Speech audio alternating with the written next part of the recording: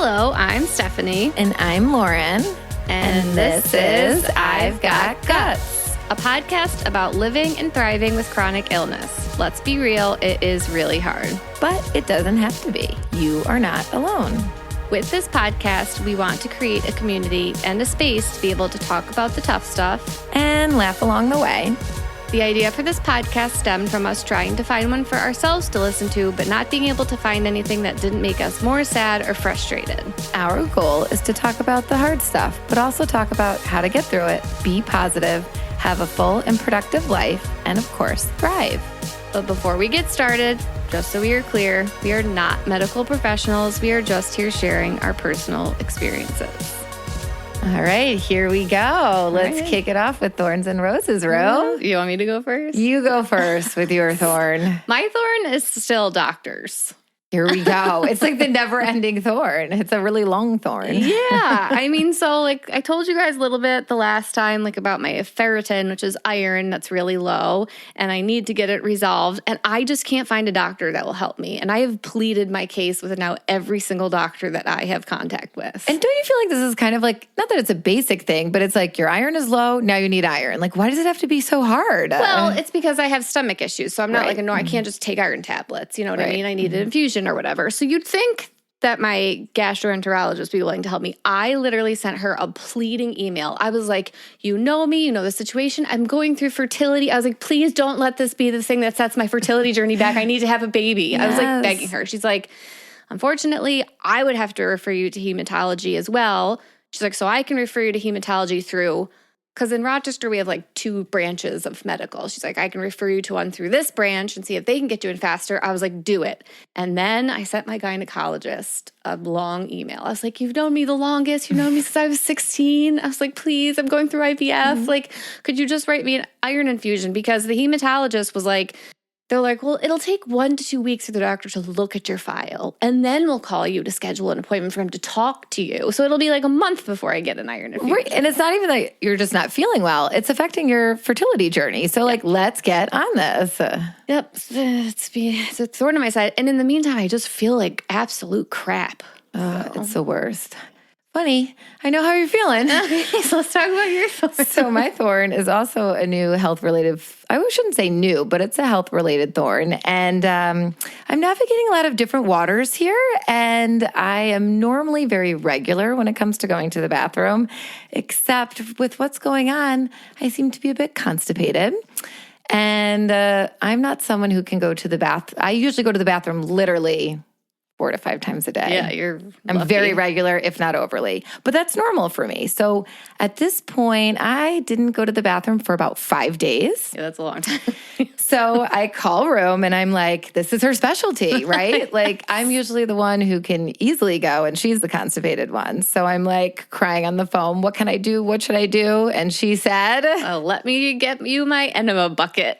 And I'm like, I've never heard of an enema bucket. But actually, I feel like you've talked about it before, but I never really understood what it was.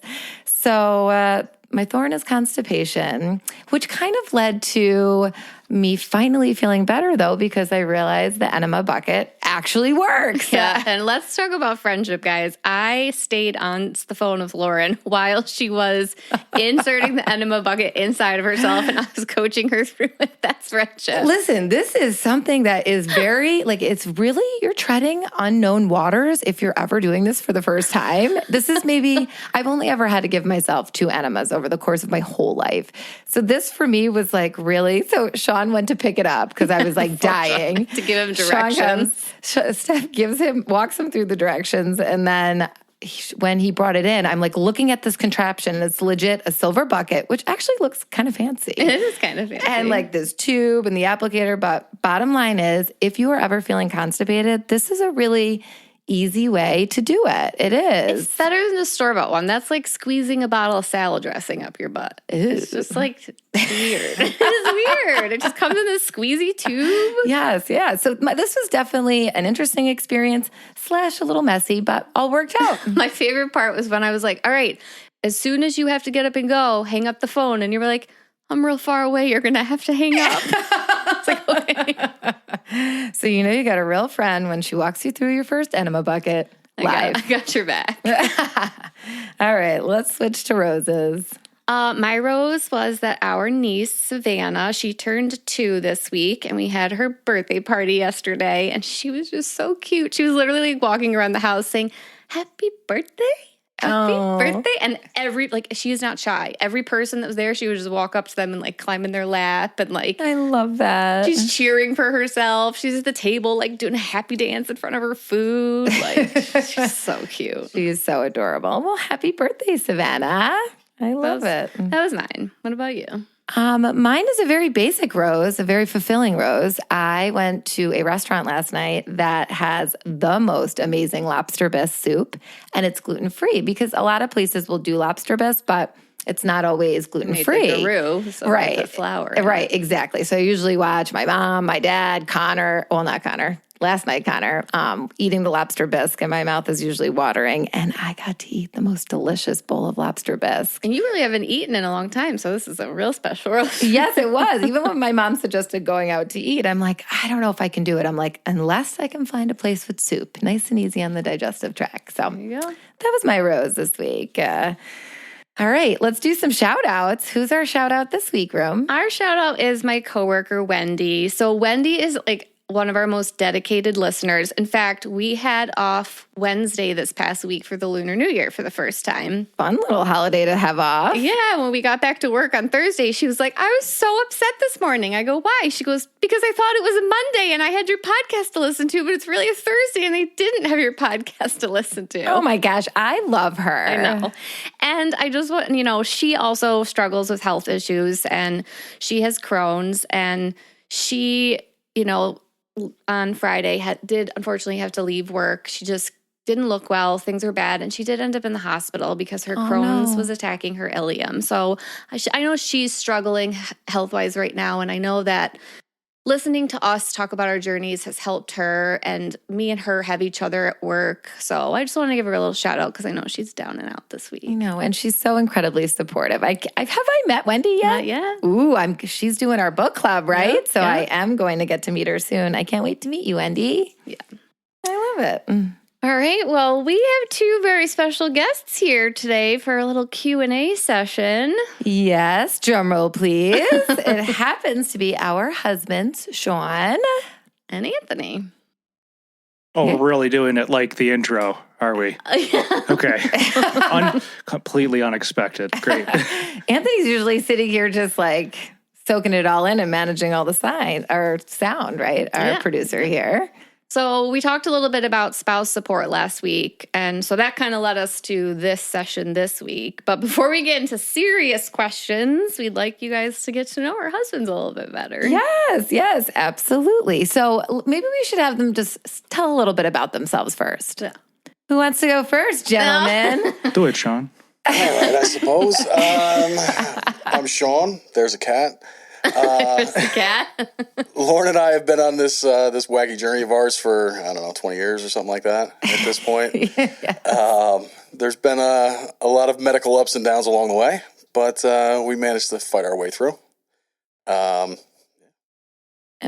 Anything else you want to add about yourself personally? What do you do for work? I work in human resources. Nothing awfully exciting about that. Any exciting hobbies? Hobbies? Yeah, sure. I like to play golf. I spend most of my time in ice rinks and indoor baseball facilities watching 10-year-olds. So. It's the phase of life we're in, that's for sure. All right. Anthony? Hi, I'm Anthony. I am also the producer of this lovely podcast. No, you guys finally get to meet the genius behind all of this. No, what do you mean the genius? You guys are the geniuses the on wizard this. Behind the curtain. I am just Oz in this whole thing. Just less, maniacal and evil. Yes. Anyways, other than being the producer of the podcast, I'm also the guitarist and vocalist of a band called Before Manhattan. Our music is available online wherever you stream music. Nice plug. Yeah, well, of course. Get them in while you can. I work for the government. I am a mail carrier, having a grand old time in this wonderful weather we've been having. It's been like a bunch of 15 or less degree days. So freezing my butt off. We get a cold day from work. You have to go walk 15 miles. Yeah, what was that? Like 0? It was less than 0. It was like negative 3 degrees. Yeah, it was good. I had a great time. It was cool. And we've been on this journey together for 3 years. So little contrast between these guys and everything. And, but nothing has scared me away from this with you. Better not. Should pay better attention. Well, it kind of leads into, we've shared with our listeners your kind of love story, your dating experience. You've told my first date story like 17 times. I know. I'm like, oopsies, accidentally told that one more time on the podcast. But it's just, I'm so happy for you, Rome. So we figured to get to know Sean a little bit better and our relationship or our marriage, we give a little peek into us, babe. What do you think? A little nervous, to be honest. God. Okay, so let's just go back. Let's talk about the genius who introduced the two of you. I was going to say, let's go back into the day. And the reason I happen to know Sean O'Reilly is because of Room. Yeah. So she is the reason that Sean and I got connected. And it was, 2003 when we... Oh, my God. My gosh, when we first met. And I always say, because of Room... That's how I got connected with Sean. Otherwise, I would have never found my way to him. Or maybe I would have. Yeah. Maybe I would have. I brought you into a bar. He was bartending. You ordered a fruity drink. He got mad at you, and the rest was history. I was like... Who asked for vodka and lemonade? Lauren. Okay, well, I asked for vodka and lemonade because I had a breakup with Bud Light. You did? Because of celiac disease? Celiac. And I'm like, what am I doing with these mixed drinks? And I was like, ooh, he's handsome. What kind of bar was it also? Dive bar. Yeah, totally. And then that's the drink you ordered. Okay, all right. Yeah. You see what I'm getting? Yes. Yeah. Beautiful beginning to the story. Rum and Coke? Sure. Yeah, there we go. So yes, we kind of met in a bar for sure. That's the way it went down. And then we started dating, and I think... We met prior to that. Oh, we did meet prior to that. Steph's birthday party. Yes, actually we did. And I may have tried... She may have robbed us all. And what was that game? We were playing some dice game. You took everybody's money that night. You lost at something? Yeah. Oh my God. Shocking. So give the background on that. This man does not lose in any games that we play ever. Any board games, just champion all the time. What dice game were we playing? No, you're so right, Anthony. I don't remember what game we were actually playing that night, but you walked away with all the money. I remember that. I did. It involved a lot of singles. What were we playing? It's also the last time she won gambling, but that's a different podcast. That's when we were in the Kai house, one of our sorority houses, playing. So yeah, I don't know what game it was. Well, I did win, and I remember being like, ooh, he's handsome. And I had a boyfriend at the time, so I was trying to set him up with our good friend Jamie, which I'm glad that did not work out because... Dude, Jamie's great. I love her, but loves you more. Much happier this way. Obviously, Sean and I were meant to be. So really funny, quick story. One of our first dates, I shouldn't say one of our first dates, but one of maybe like our third, Sean invited me over to his house and he was like, come over, we'll watch Chinese food. Nope, we'll watch a movie and enjoy some Chinese food. So here I am at Sean's house. I just eat all of this Chinese food. I'm drinking my Bud Light. Mind you, I'm an undiagnosed celiac at this point, or like working through whatever I'm working through. So we're all cozy on the couch, barely know him. Like, maybe this is our fourth date. Do I not do what on your leg? Fart. Oh, she farted on me. Yeah. And I just remember, and it wasn't quiet either. Of course it wasn't. It was a cheek grumbler for sure. Yeah, and it grumbled my cheeks, his leg. I think even Moles, our old dog, was like, what is happening? So in that moment, I looked right at him. I'm like, listen, I'm real open and I got a lot of stomach issues and I'm feeling real gassy after all this Chinese food and Bud Light. So now we know why I was really gassy. I was an undiagnosed celiac. What's your excuse now? I'm working through some things. Oh my God. So there you go. A little peek into Sean and I. So, all right. Want to get into this, Rome? Yeah, let's do it. So I was swallowing, sorry. So we're going to ask the gentlemen some questions and have them answer and just kind of give you a peek into what it's like to be married to us and live with us. Yeah, and just be that caretaker, that supporter when we are going through the roller coaster ride of emotions and highs and lows with all of our health stuff and chronic illnesses. So first question, Sean, you ready? I'm going to give it to you first. Well, here we go. Okay, so do you feel like I do a good job of advocating when I need support? And like, how do I do that? Do you feel like maybe I could be doing a better job? What are your thoughts, babe? When you say advocating for support, you mean from me or Yes, from like from the you. medical industry in general? No, from you, like just around the house and right room, just like that overall support, Connor, things like that. How do I do with advocating for help? Lauren is not afraid to ask for help. That's not one of the problems that we have in our relationship. Lauren is more than happy to look over at me lovingly as we're watching television, and I'm sitting on the other side of the room, and she'll say, "Can you pass me my water?" And I'll stand and I'll look for it, and I'll say, "Where's your water?" She's like, "I don't have one." You mean, can you go get me water? Yes, I could go get you water. Yes, Lauren does not have a problem with advocating for herself. No, definitely not. And you do a very good job, babe, of helping when I need it. I wish sometimes that she would ask for everything at once instead of I go to the kitchen, get a water, and then I come back and she's like, "Can you grab me chips?" And then I go to the chips and I bring chips and "Can you grab me this? Can you grab me that?" Just all at one time. Instead, she breaks it up into chunks. Because it just hits me as I'm like, ooh. I don't think I even make it back to the couch in those instances. Usually it's like I'm almost there and she's just like, more. Oh, that'd be great. I would love that. Yeah. You guys figure out how to train her on that one. All right, we'll work on it. We'll work on it. All right, Anthony, what about you? How do you feel Steph does just advocating for herself around the house and just in general when she, especially going through flares and things like that? We've talked about this before, her and I, that I think because of past stuff, she will kind of shoulder things sometimes because she kind of was conditioned, unfortunately, by, some people that kind of made her feel like a burden and whatnot. And she'll kind of like fight through some of the stuff, and I'll like see her struggling and I'm like, "Hey, you look like you're hurting. What can I do here?" And I mean, in funny instances, like what you said about like, "Hey, like, can you get me a water?" And she has no water.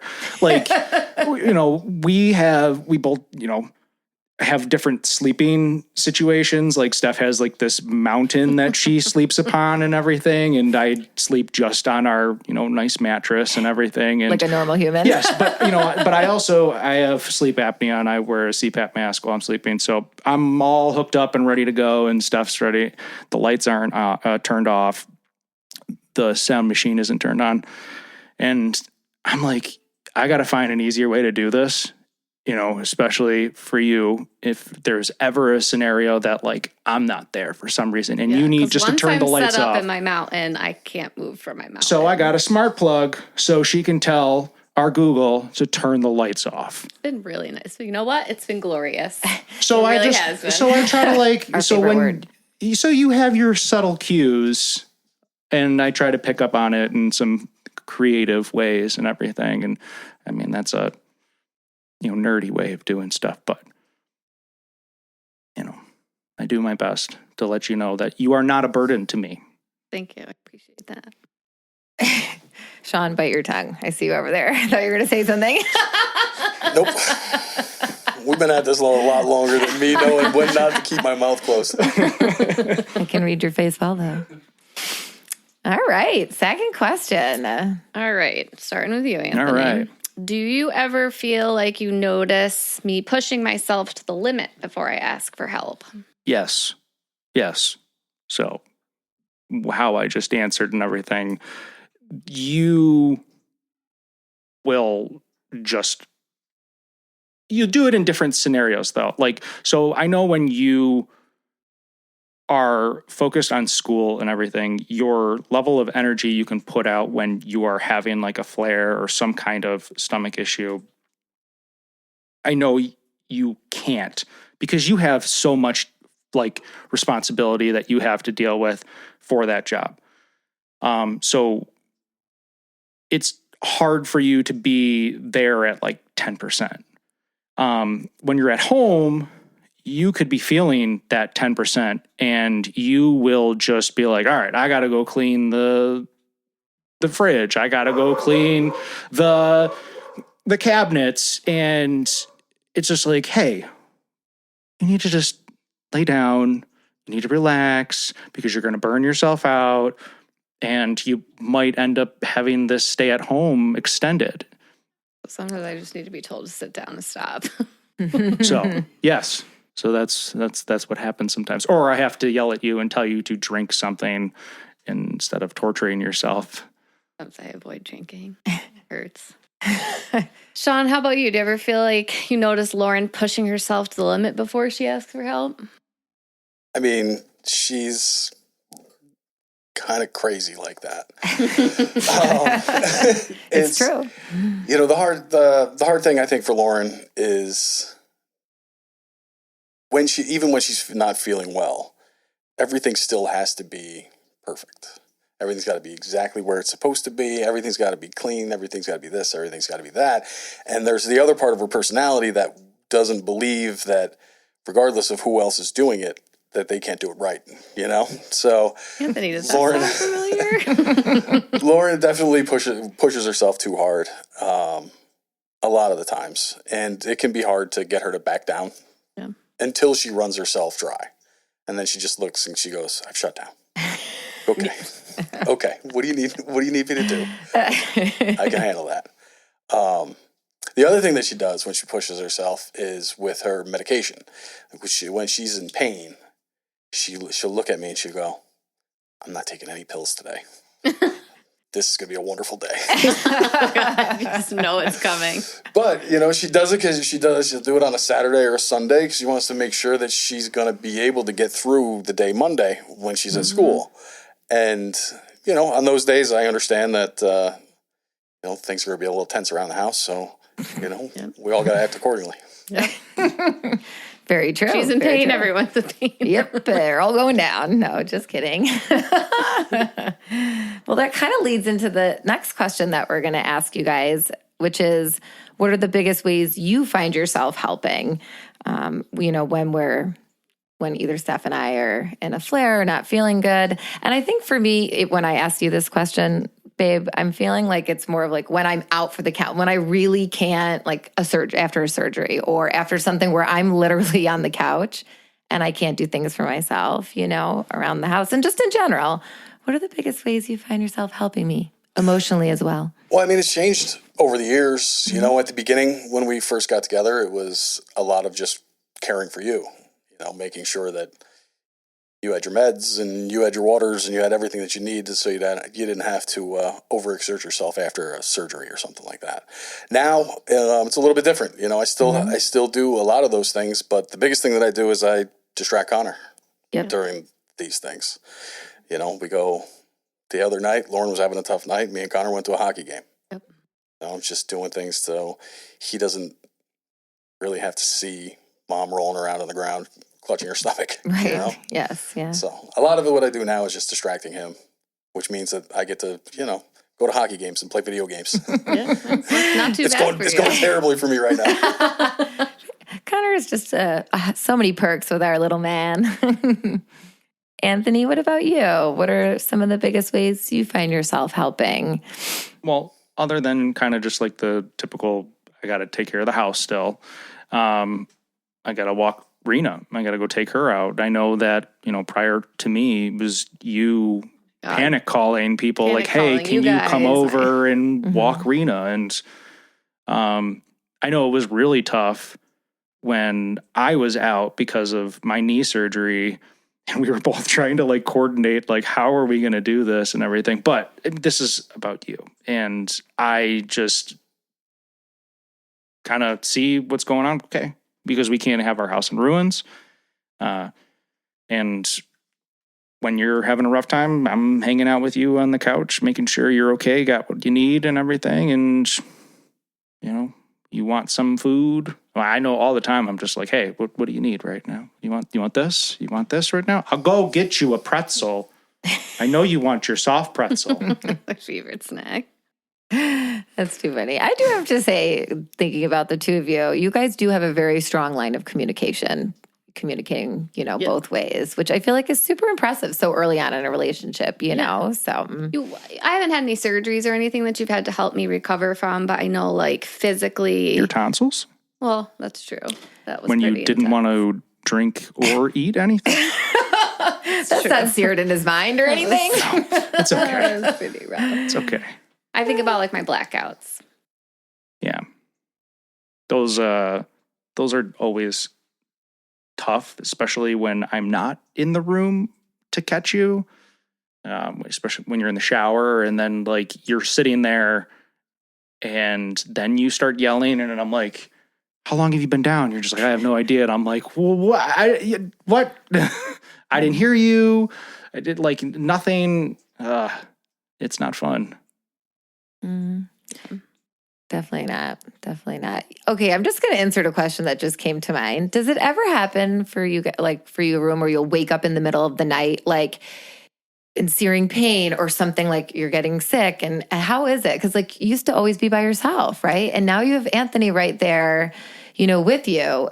Are you like in the sleep apnea zone, like with your mask on? It doesn't often happen in the middle of the night. It actually often happens like late at night, right before bed. Like we'll be sitting on the couch watching TV, and that's typically if I'm going to have a spasm. That's then. But it's happened when we just got into bed, and like it's gotten so bad. Like I was about to be hooked up and everything, and I just see her just like teetering back and forth, just in so much pain. And the tears are running, and I'm like, okay, what do you need? I said, it's going to be okay. Those are the worst times because there's nothing you can do. Yeah. If you just, on our side anyway, you just feel so helpless.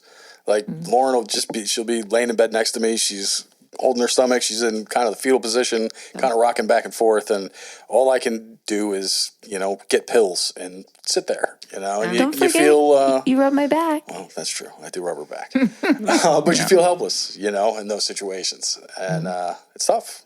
Tough.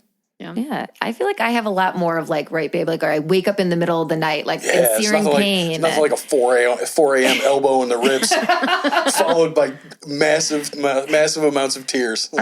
I know. What a way to wake up. If we ever had a situation like that, I know that you would wake me up. And I'm not someone who's going to be like, get off of me. I need to sleep more.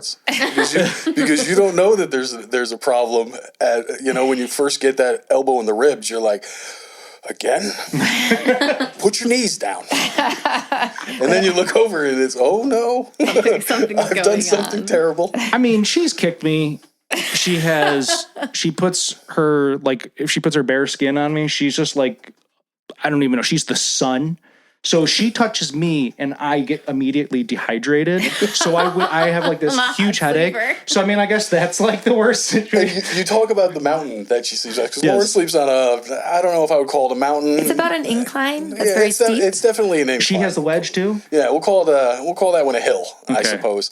But because they're so high, where they're hitting you, like when Lauren like moves her arm, it doesn't like hit my shoulder. She like slaps me in the face. Well, she's got a memory. Her leg moves and it catches me in the ribs. She has a memory foam mattress on top of our mattress, so she's like already sleeping at a higher elevation, and then she has the wedge and 3 pillows. Yeah, so like her pillows are just like, Lord, why don't they just tie you to the wall? At this point, we might as well. I just need a chair to sleep in. And I'm this giant 6'2" man who like has to like crawl into like the smallest little ball. Like I feel like I'm in my twin bed back in college. The extra long twin bed. Remember it was like the XL twin? They didn't give us no extra long. They gave you the little kid bed. And you're sitting there and you're just like, yeah, this isn't going to work. But oh my gosh, it's okay. Too funny. All right, next question. So, Anthony, do you find that it takes a toll on you physically, mentally, or emotionally? And explain a little.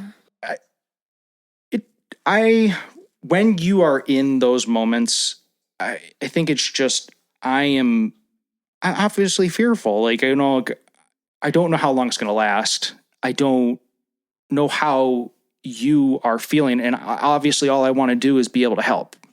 And just like, Sean was saying, like, just this overwhelming feeling of helplessness. And all we can do there is be there for you in whatever way you need, support you, comfort you. And it's tough when those are happening, and just making sure like you're okay. And obviously like the worst is like when you, like, if I have to go to work and like I know you're not feeling well, and it's just like, is she going to pass out while I'm gone? Like, is she going to fall and hurt herself real bad? Like, if it happens, like, is she going to be able to get to anything and everything she needs? Like, I know we got the cats and the dog here, but they're not going to be able to do what they can't call 911. I know. Their paws only work so far. It's not like Homeward Bound where like they're going to like go and find help and yeah, right. return home. I don't know. I mean, Kenzie, would she? Yeah. Would she be? If Kenzie missed one meal, she'd start eating us. Oh, oopsie. My baby girl. Sean, shark bites. She does do shark bites. Yes. Sean, what about you? Do you find that it takes a toll on you physically, mentally, or emotionally? I mean, in the big moments, for me anyway, feels like there's a lot of adrenaline and stuff like that. The more draining is the kind of the day to day. When there's nothing that's huge, it's just a bad week and it's Thursday. You know what I mean?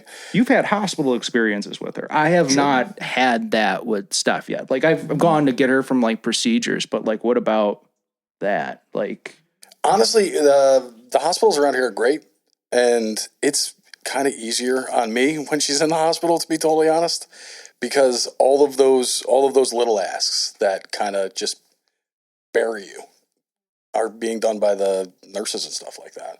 All I have to really worry about is, making sure that I'm sitting there with her so she doesn't feel alone, and then get home, take care of Connor. Yep. It's the tough. I think the tougher parts are when you're 2 weeks into, the esophagus spasming out of control, and everybody's a little afraid. You know what I mean?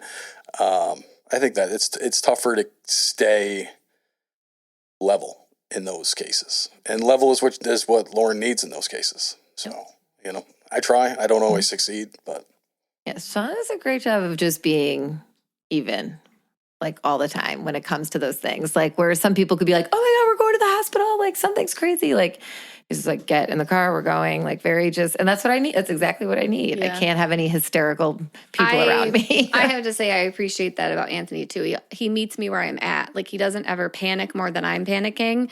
He just kind of like gives me the like reassurance that I need to get through. And he knows that if I get to a point where I'm like, okay, we need to go to the hospital, or I need you to do, he will step up and do that, but calmly. I need the calm. I can't have somebody being like, but what's happening? What are you doing? Are you going to be okay? Like, that would make me worse. Yes. It would almost like exasperate things in a way, right? So, yeah.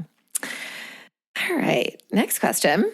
Ooh, this is a fun one. Actually, not really. I saw vacation. I'm like, this would be fun. I can't imagine any of these questions are going to be fun. Well, do you ever, Sean, feel like we miss out on things, vacations, nights out, eating out, missing out on just like life because I'm sick? Feel that? I really don't, because Lauren, like we were talking about before, she pushes herself too hard. So if she's committed to doing something, then she's going to do it regardless of how she feels. Yep. She's been in this game for a long time, and she knows how to mask different things so people don't exactly know what's going on, and everybody thinks she's just happy and cheery. And then we get home and she goes, I've shut down. Okay. That is my catchphrase. I've shut down. Well, yeah, this just happened this week or last week when I shared a little bit in last episode that I'm dealing with some new symptoms, and What happened yesterday with Connor's game? Oh, yeah. So, 25 minutes before puck drop, Lauren's in bed in tears. She's like, I'll be fine. Just let me dry my hair. You called me like, I'm drying my hair from the bed. I did. I know. It's those moments. That's when, right after I did my enema bucket. And it definitely, I was in a lot of pain. I mean, and I was nauseous. It was like crampy. And I'm like laying there in bed and he comes up. He's like, no, he has a million hockey games. Like, you can miss it. And no, I'm not missing it. But I do the right things. I take the right medicine. I do the right things to get myself in a space where I can be around people socially. Yep. She didn't miss it. And she went and she recorded all of Connor's shifts except the one he scored on.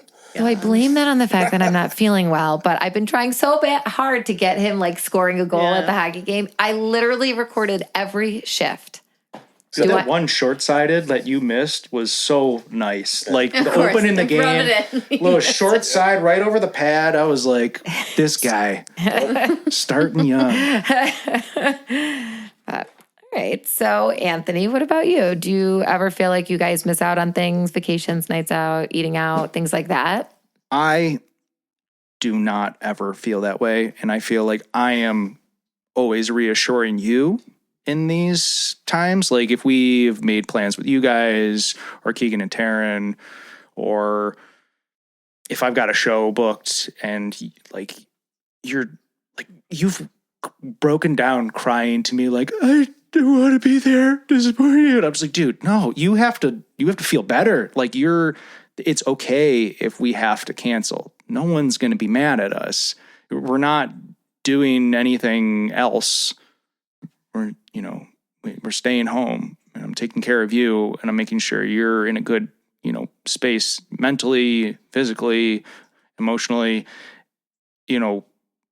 so that, you're not just beating yourself up, because that's not fair. That's not fair to like anyone. And if anyone makes like us feel like, hey, you suck because your health, is preventing you from hanging out with us. What kind of friends are they? Like, it's more my own guilt. Like if I said I'm going to do something, sometimes I get upset like that I can't. And there have been some big things I've had to back out on, but I genuinely had to back out. Like when you're puking nonstop or pooping nonstop, I really can't go. Yeah, and it's like it's nothing that you should ever feel bad about, right? Because if Anthony is anything like me, 90% of the time, I am A-okay with canceling those plans. The couch is 100% just nice. Good with it. I walk 15 miles a day. I want to sit on that couch. So if we don't have to go anyplace, and I can pop it there, we're good. That's true. Yes. Sometimes cancel plans are good plans. The best. And you know what? The people on the other side, they're happy you canceled too. Yeah. They will never admit it, but they are. Very true. Not all of them. It depends on how old they are. Some of them, are just like, and I wanted to go out to the bar. And it's like, we weren't going to the bar. The only time I think I've ever been really upset is if I've had to cancel on my goddaughter, which has happened a couple times. Yes. And she's just too young yet to understand, But they're little kids and they've gotten sick and they've had to I know, yeah. That's just me and my own, someday she'll be old enough and I can explain to her, like, this is what I go through, and she'll understand. But she loves you. She adores you. And she believes you are the bee's knees all the time. The bee's knees. Yeah. The cat's pajamas. I feel like it's so true, though. It really depends on, like, a kid versus canceling on friends, right? It just is who they are. Like, I think about the hockey game. If it wasn't Connor, I wasn't getting out of that bed yesterday, no, right? So it's like those people. It depends, Yeah.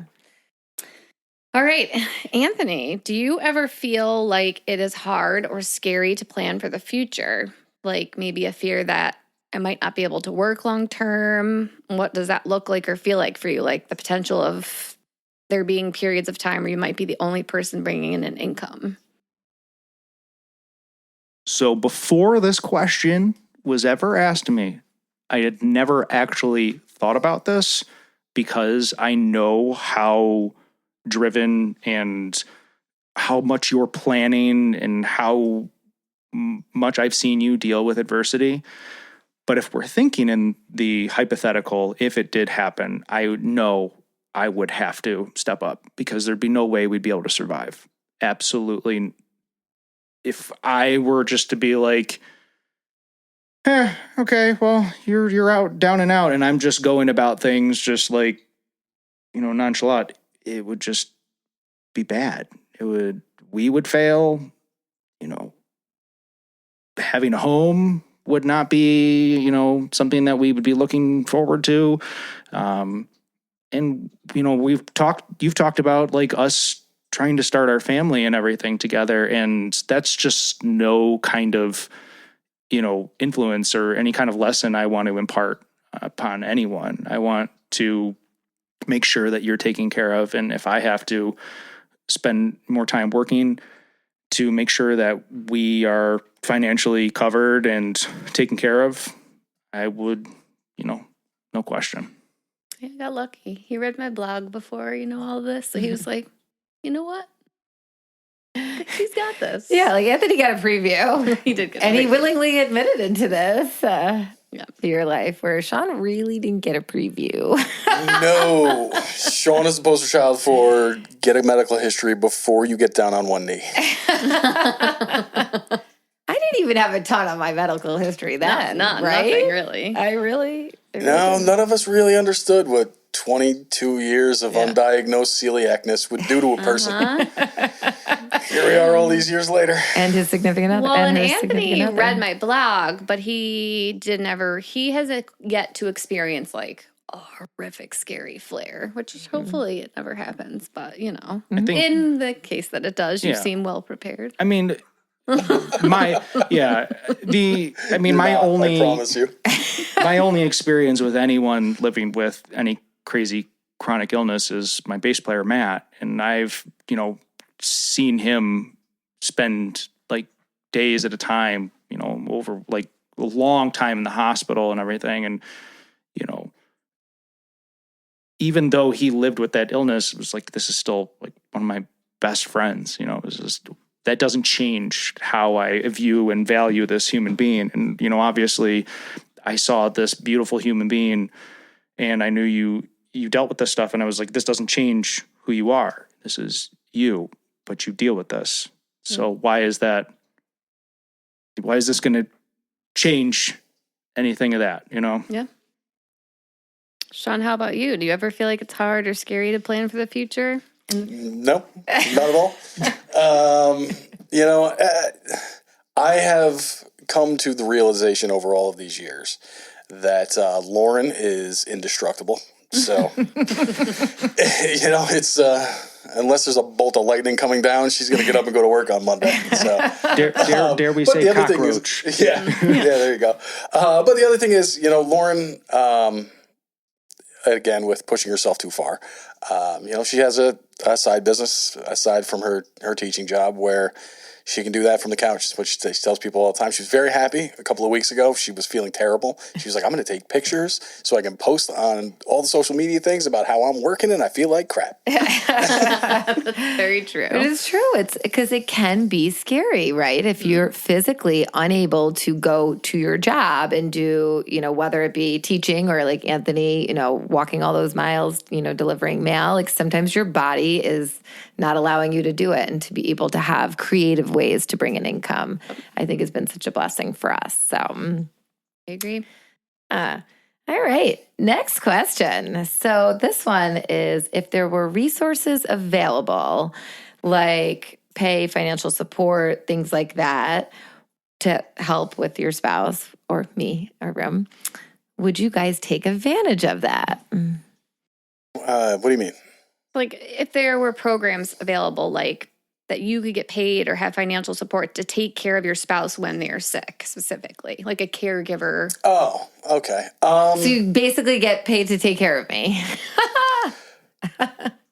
I don't see how that would be doable, to be honest. I can't imagine that something like that would pay enough to keep our household running. With if she's out of commission, paying me $12 an hour to look after her is going to end up with us living under a bridge. So, no, for me personally, I wouldn't. I think if there are, other family members, things like that could take advantage of something like that. Your mother, for example, something like that. If that was something that maybe an older family member or something could, sure, absolutely. Yeah. Anthony? A similar answer. I guess if it was more like help, like in like a, an addition to like your current income of like work and everything, if there was some kind of program that was just like, okay, your spouse is out for an extended amount of time, and you got some kind of financial assistance that way. But yes, like having like a family member that could be there. If they're giving money away, I'll take it. That's what I was, that's what I was thinking there. It's just like, if they're going to give the money, okay. But just anything to kind of like ease up on me killing myself by myself, like working to make sure that we're all. If you had to work overtime, then you're away from home helping me more. Yeah. And I'd like to be home to assist you. No, I think this question stemmed from all the research I did for our previous episode. And that this is something they are working on right now. So like you being able to work your 9 to 5 and then coming home and you're taking care of your spouse who's sick and being able to clock those hours. So from 5 p.m. to when you leave for work at 6 a.m., you're their caregiver, you get paid for it. Or if you do have to take a leave from work or you have a family member that needs to step in. So this is something they are working on because spousal support for people with chronic illnesses is becoming, for younger people, is becoming such an issue. So you never know, maybe someday you'll get paid to be Nurse Sean. Like Nurse I said, Anthony. if they're giving it away, I'll take it. And here's money for you, money for you. Right? Throw it. Make it rain. Can we get Connor on the payroll too? You get some money. You get some money. There we go. Anthony, is there anything you think I'm missing that you think is important to talk about as a caregiver of someone with a chronic illness? Just something that like actually Lauren touched on about us is just, making sure that you have an open line of communication. And, I know sometimes it's hard to talk about, living with these illnesses. And obviously we've given people a platform with this podcast to hopefully feel comfortable coming out and talking about it. But especially with your partner, like you shouldn't ever make your partner feel ashamed for living with an illness. And you want to make them feel comfortable and loved and supported, and just being able to like listen and give them what they need. It's just communicate. Talk. We didn't choose this life. This life chose us. Yeah. So. Can't say that on this side of the room. Because for some reason we chose this. I think you and I need to have our decision-making abilities reviewed. Sean, how about you? Anything we missed asking that you think is important to talk about? In our case, I will say this. If there are spouses of people with chronic illnesses that are out there that are listening to this right now, if I could give you one piece of advice that I would give you is get an animal, get a dog, get a cat. The best nurse in the greater Rochester area is our 10-year-old beagle mutt. Mm-hmm. Kenzie curls right up into bed with her. If it's a Tuesday and she calls in sick for work, I can go to work without the concern that Lauren is going to be home alone and feeling lonely, because Kenzie's going to crawl up right next to her and not leave her side for the rest of the day. I think it's the amount of comfort that Lauren takes just from her being around her when she's not feeling well is immeasurable. So yeah, I know you value having get an animal, the cats. kids. Yeah, and obviously Rena was the original nurse for you, and then Mara is my therapy pet that came with me. Stepped in for me though, clearly. Yeah. That cat is trying so hard to go to sleep, and you people won't stop talking. She has been giving us the one stink eye over here. She's just making sure you're safe. That's really it. We have 3 animals. So now, like, they rotate. They take shifts. Like, Rena leaves, and then Mara steps in, and then Mara leaves, and then Juniper steps in. So I have a shift of animals to take care of me. Animals are so intuitive. Like, even, right, just this, where me being sick right now and not well, like, wherever I am, Kenzie is. I was, like, closed my eyes for a few minutes before we came here, and I woke up to her, like, on my legs. Yeah. As soon as Lauren closed her eyes, she jumped up on the couch and laid down on top of her. Right. Yeah. Oh, yeah. I actually have Rena taught herself to get me out of a blackout. Like, I have a video of her. I'm on the ground, and she inserts herself underneath me, and she lifts me till I'm sitting up. No one ever, she's not trained to do that. Right. No.